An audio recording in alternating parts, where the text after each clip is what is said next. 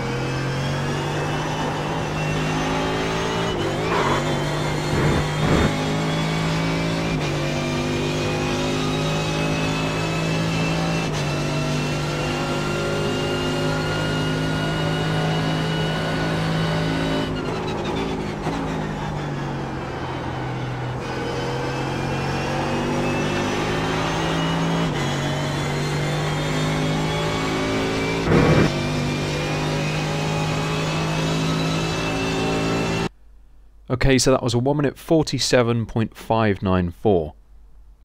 Okay, so starting off then from the list of data packs on the VRS websites, we're going to choose the Mercedes AMG data pack for the Blancpain Sprint Series driven by Rens Broekman. And we're going to choose week 9, which will load up the session details, where as ever you can download the session lap files, the replay and the race setup of course. So we're just going to click on Learn Track, which will load up the driving analyzer, and it will start to play the lap through. I'm just going to pause it and explain what we can see.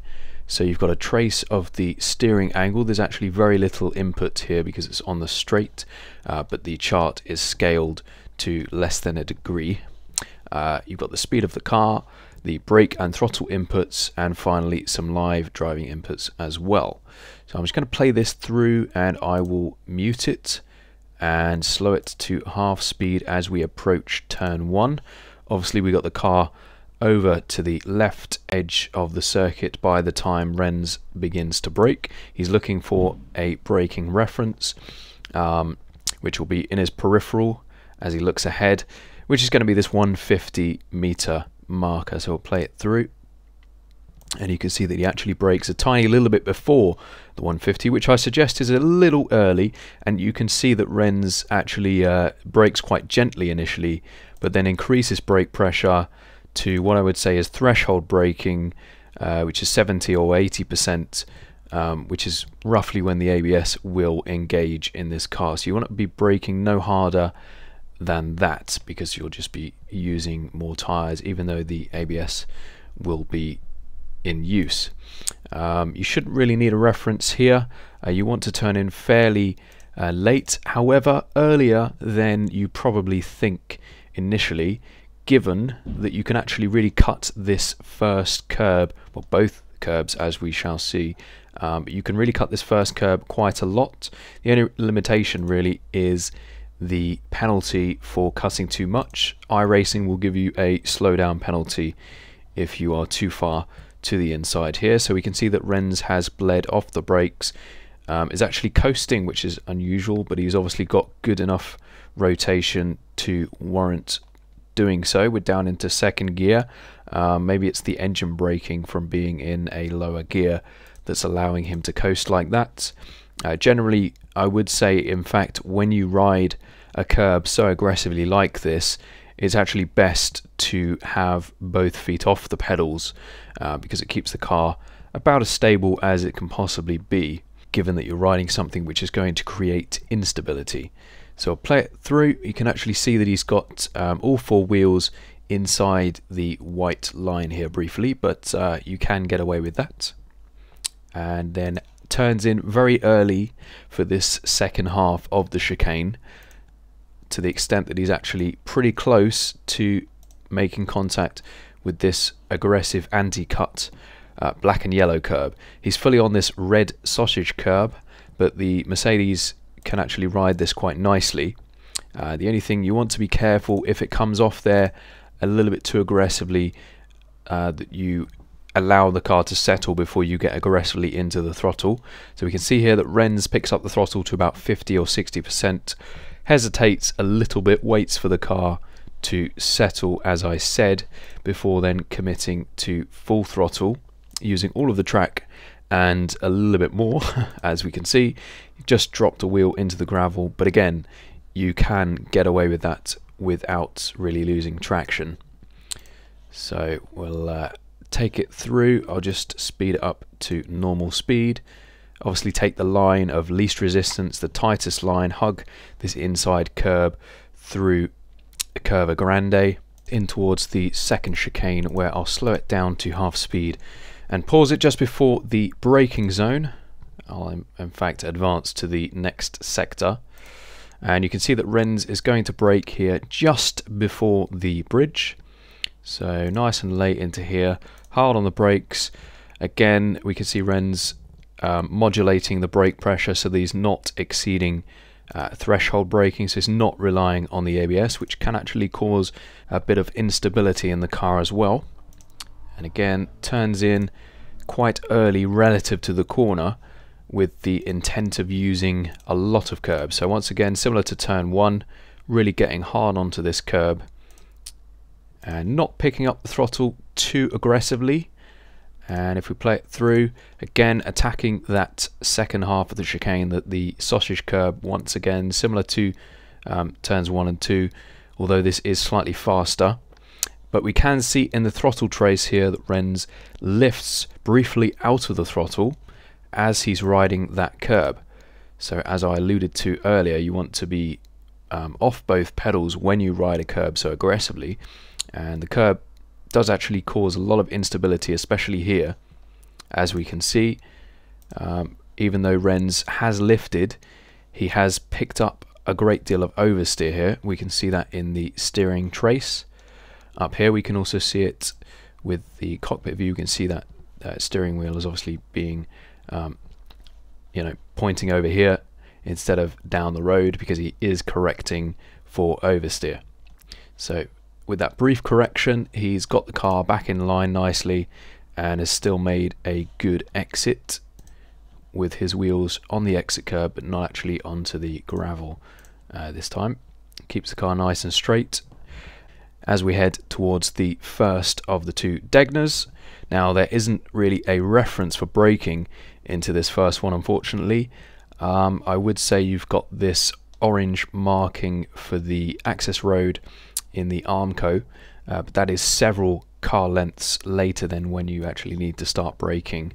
I would say it's not super critical when you start braking, just don't brake too late. It's okay if you brake earlier and a bit more gently so that you carry good speed. So Rens peaks at about 50%, 60% before bleeding off with much more progression this time. It's a faster corner, so he's rolling off those brakes more carefully as he simultaneously increases the angle of steering more and more into the apex, which is pretty much where that second access road is, right at the apex. Just about clips the inside curb as he then picks up the throttle before hesitating and waiting for the car to set for the exit. Now he's confident that he can commit and not run wide, so play it through, uses all of the exit curb. Now you want to plan your commitment to full throttle with the intention of using all of the track through the exit and a little bit more. So you can do the same with Degner 2. In fact, you can really run the car all the way out to the edge of the gravel.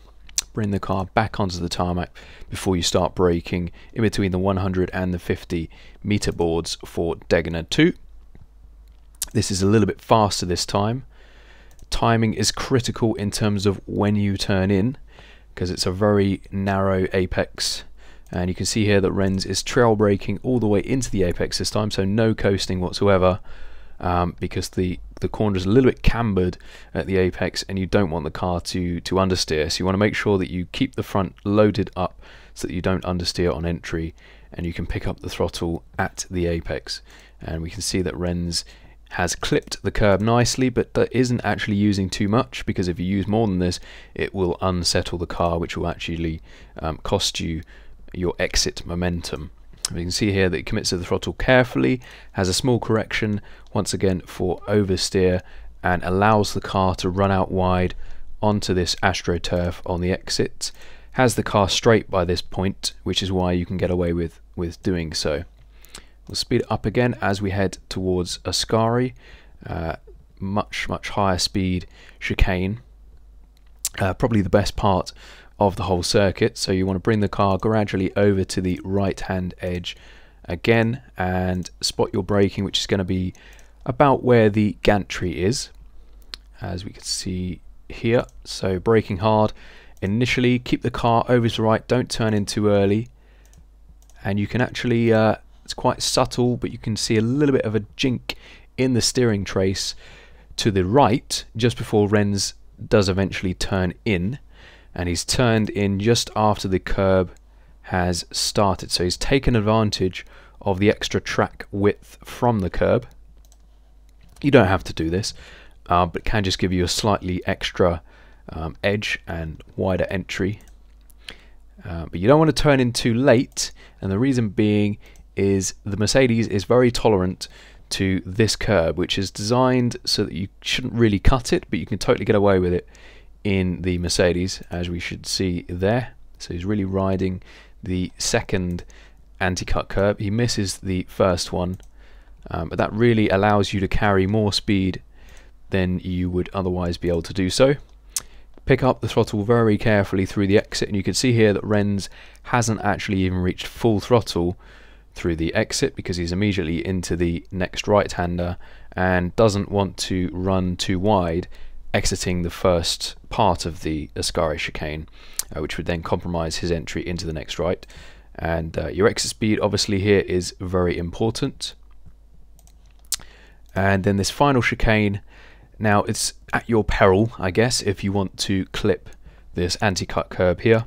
It can destabilize the car sometimes, so just be careful with it. Rens has taken it this time, but again he's waited until the car has landed and settled before then committing to full throttle, and again using all of the track and a little bit more, correcting for some slight oversteer through the exit there as well, and using the AstroTurf.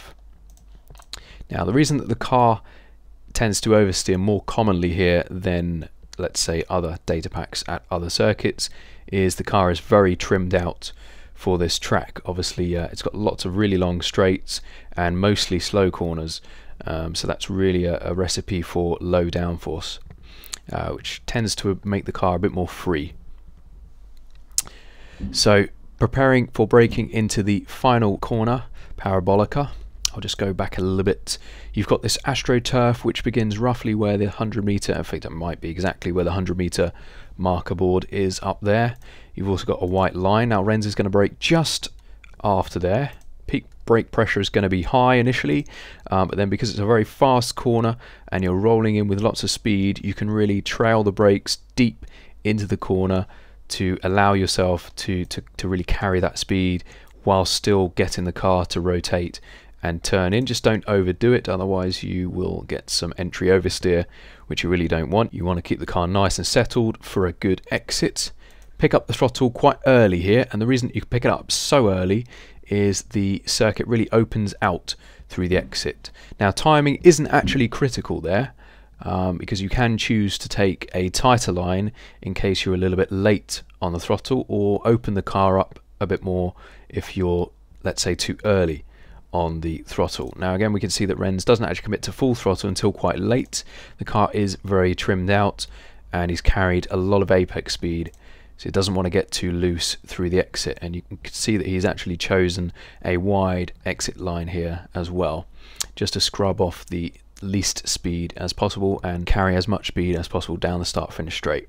You can find all setups, replays and telemetry for your own use and analysis on virtualracingschool.com, where you can also book coaching including group classes with world champions from the likes of Koana Simsport. Good luck for this week and feel free to post any questions or comments below. Thanks for watching.